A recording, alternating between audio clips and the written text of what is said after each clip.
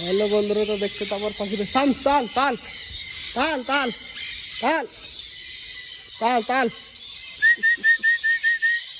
তাল তাল তাল ইয়াল্লা ইয়াল্লা ইয়াল্লা। দেখো তো বন্ধুরা, পাখিটা আজকে বেরিয়ে গিয়েছিল, এখন ওকে আমি রুমে ঢুকিয়ে দেবো। শুধু বেরিয়ে যায়, শুধু বেরিয়ে যায়। এইটা হচ্ছে আমাদের রুম।